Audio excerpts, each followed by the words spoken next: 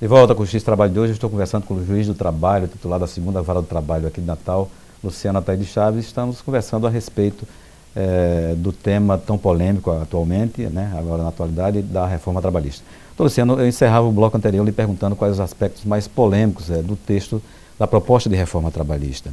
Como é que o senhor está vendo esse texto, essa proposição de reforma? Eu acho assim, o eixo dessa reforma é a valorização da chamada autonomia privada coletiva, quer dizer, a valorização dos instrumentos normativos. E essa reforma tem um endereço certo, quer dizer, que são os atores sociais e institucionais que resistem a admitir essa atuação da autonomia privada coletiva em determinados temas. Então, por exemplo, o que é que a reforma pretende nesse projeto que o governo enviou para o Congresso? Pretende permitir que os sindicatos e empresas disponham, por exemplo, pela redução do intervalo intrajornada, um intervalo para almoço, por exemplo, que é algo que, por exemplo, a Justiça do Trabalho, a jurisprudência do Tribunal Superior do Trabalho não admite. Então a reforma é explícita nesse ponto, de que garantidos 30 minutos, o resto do período pode ser negociado. Mas em contrapartida também exige que quando um direito for subtraído, um acordo coletivo deve dizer qual é o direito que compensa. Então também exige um pouco mais. A questão aí que se coloca, eu acredito, é o seguinte: que estrutura sindical você tem hoje? Eu acho que hoje a estrutura sindical está muito mais pulverizada e enfraquecida do que antes. Claro, nós estamos falando dos grandes sindicatos, talvez alguns sindicatos ainda fortes, mas não me parece ser a realidade nacional. Houve uma fragmentação muito grande, seja pela complexificação da força de trabalho. Então aqui você tinha em Natal, por exemplo, o sindicato dos trabalhadores no comércio. E esse sindicato foi se fragmentando. Então dentro do comércio você tem um setor de supermercado, já tem um sindicato também. Já tem um sindicato. Então você vai dividindo, e no que você vai dividindo, você tem um sindicato com menos recursos, porque arrecada menos, e talvez tenha menos força para disputar esses espaços de negociação. Por outro lado, a autonomia privada coletiva impõe a elaboração de normas, que são as convenções e acordos coletivos. As convenções coletivas e acordos. E a norma é um produto difícil de ser elaborado. Muitas vezes nós assistimos aí, vemos casos concretos de normas coletivas mal redigidas, com dubiedade. A vagueza, claro, a vagueza e a polissemia é da natureza da linguagem. Mas é preciso fazer um esforço para reduzir ao máximo esses defeitos da linguagem. E também, quanto mais espaço se dá aos sindicatos, maior também é a responsabilidade de produzir textos que não deixem margem para dúvidas, porque daí nós podemos ter aí a discussão judicial dessas normas. Então, assim, esse é o eixo central, a autonomia privada coletiva sendo expandida para temas, como eu mencionei, que normalmente a Justiça do Trabalho não admitia: negociação, intervalo intrajornada, horas de percurso. Então isso é a proposta que está em debate. É aí onde entra a tese do negociado sobre o legislado? Então essa é a ideia que o projeto quer agora explicitar, né, regulamentando melhor os textos constitucionais que reconhecem a validade das convenções coletivas, é dizer que nesses temas, especialmente nesses temas, mas em outros também, mas especialmente nesses que o projeto menciona, o que for negociado deve valer em detrimento da lei. Só que eu acho que a gente deve discutir isso com muita maturidade, porque em alguns casos, talvez a solução via convenção, se for uma boa solução, é melhor. Por exemplo, é muito difícil para uma empresa oferecer para um trabalhador noturno, por exemplo, um vigilante noturno de uma agência bancária, oferecer um folguista para substituí-lo. Por quê? Porque a empresa pode dizer o seguinte: ora, para eu garantir que esse trabalhador não vai alegar no futuro que trabalhava durante o intervalo, eu mando para lá um trabalhador, um folguista, para tirar esse horário dele. E vou colocá-lo, e vou dispensá-lo nesse momento. Ele tem que sair da agência, ficar fora, na rua, no intervalo intrajornada. Mas como ele pode ficar na rua? Como ele pode sair na madrugada no centro da cidade? Há segurança para ele? Então, talvez nesse caso, o melhor fosse negociar uma compensação para que ele permanecesse. Mas hoje essa convenção pode ser apontada como ilegal na jurisprudência do Tribunal Superior do Trabalho. Então há casos em que talvez o modelo negocial seja necessário. Mas o risco que a gente assiste é, claro, essa fragilidade sindical pode implicar na construção de soluções negociadas em detrimento do que foi garantido pela lei e isso ser ruim para a classe trabalhadora. O que eu acho é que esse debate não pode ser assim tão simples, ele não pode ser tão reducionista. Há casos em que eu acredito que o modelo negociado é melhor. Na verdade, vão reduzir direitos mesmo, né? Dessa tese. Então, se for para isso, sem a compensação, eu acho que a discussão dessa convenção sempre será possível na esfera judicial. E aí é onde entra a tese de algumas correntes do meio jurídico que defendem que a proposta da reforma trabalhista estimula o conflito e a judicialização?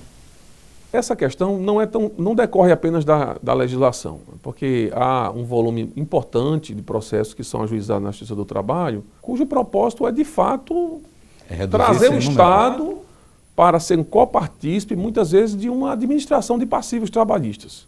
Então, a gente não pode imaginar que toda ação ajuizada na Justiça do Trabalho é necessariamente uma decorrência da confusão da legislação, do excesso da legislação. Não é verdade.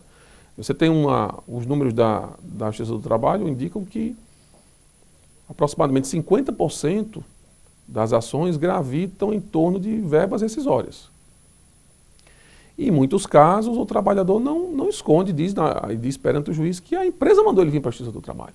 Aliás, isso foi divulgado recentemente na mídia local, aqui nos jornais locais, as falas de alguns atores sociais que indicam isso, que às vezes é mais vantajoso, porque como a audiência é distante do momento da homologação, já se ganha ali algum tempo, alguns meses, e aí com a possibilidade também de fazer um acordo para pagar menos. Então, assim, a discussão entre legislação e judicialização não é uma discussão tão simples e carece, no nosso caso brasileiro, de pesquisas empíricas. Nós discutimos, às vezes, em cima de ideias muito abstratas, mas nós temos baixíssima investigação concreta, empírica, caso a caso, levantamento de dados. A experiência que a gente tem é que essa demanda tem muito mais do que apenas uma fragilidade legislativa de proteção ao trabalhador. Luciano, nosso tempo de televisão já está praticamente indo, então, para finalizar a nossa conversa, enfim, que resumo o senhor faria de toda essa proposta de reforma trabalhista agora? Ou seja, ela é boa para a sociedade brasileira? Olha, a julgar pelas últimas reformas que nós tivemos, a relação entre mudança legislativa e ampliação do mercado de trabalho não é uma relação de causa e efeito assim. Eu acho que o que garante demanda um determinado tempo, né? É ampliação, é crescimento da economia. Como o custo da mão de obra no Brasil não é alto, eu acho que uma reforma que visa simplificar a legislação, as rotinas trabalhistas, é uma reforma sempre bem-vinda. Mas essa relação entre reforma trabalhista e empregabilidade não é algo assim que a gente possa estabelecer como causa e efeito. Que esse é um argumento tão utilizado para a reforma também hoje, né? Sim, mas ele não tem comprovação histórica, porque a reforma de 98, que foi feita com trabalho a tempo parcial, que novamente vem aqui nesse novo projeto, com suspensão temporária do contrato de trabalho, isso não garantiu necessariamente uma mudança significativa dos níveis de empregabilidade. Até porque esses instrumentos foram muito pouco usados nos anos seguintes, quando a economia ampliou, cresceu, e aí também cresceu o emprego tradicional. O emprego sem nenhum tipo de utilização desse pacote de 98, do governo de 1998. Então, assim, eu creio que o que garante emprego é a expansão da economia. Claro, uma legislação moderna, mais simplificada, é sempre melhor. Eu acho que a reforma teria que tocar nesse ponto. O que seria mais proveitoso para a sociedade brasileira. Creio que sim. Luciano, muito obrigado pela sua presença mais uma vez aqui, obrigado pela gentileza em comparecer, em atender ao nosso convite, e nós o deixamos à vontade para suas considerações com os nossos telespectadores. Sucesso no programa e continue debatendo a reforma, há muito o que falar ainda. Ok, doutor Luciano, muito obrigado pela sua presença mais uma vez aqui no Justiça e Trabalho. Bem, telespectadores, por hoje nós encerramos o Justiça e Trabalho e ficamos por aqui. Você fica agora com o quadro Profissão Artista. Um abraço a todos que ficaram conosco, obrigado pela sua companhia e a gente se vê no nosso próximo programa. Até lá.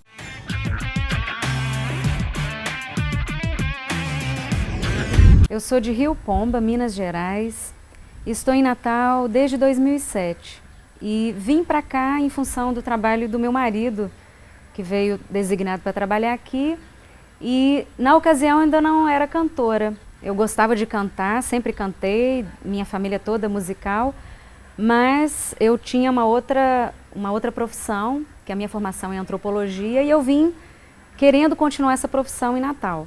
Só que por uma circunstância muito boa, comecei a me relacionar com pessoas envolvidas com a música, e esse desejo que eu sempre tive de cantar foi possível ser realizado aqui em Natal.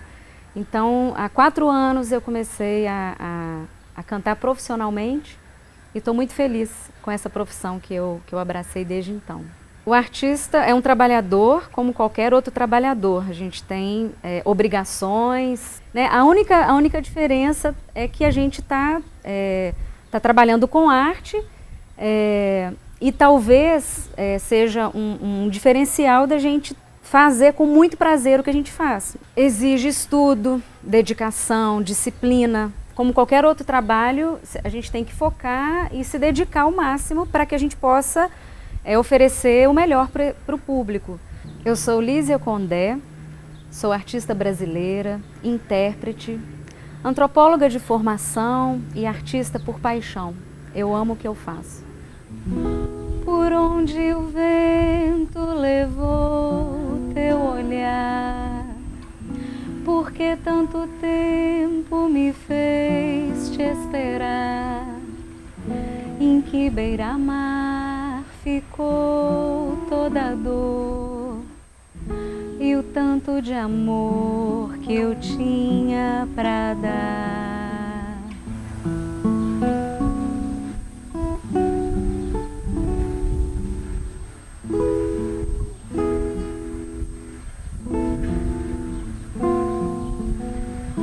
Será que essa vida caminha ao sabor do sopro do vento ou do Criador?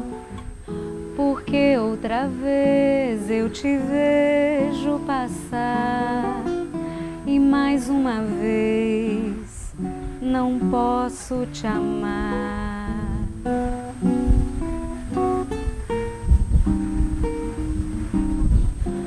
Vento se fez vendaval, noite chegou num clarão.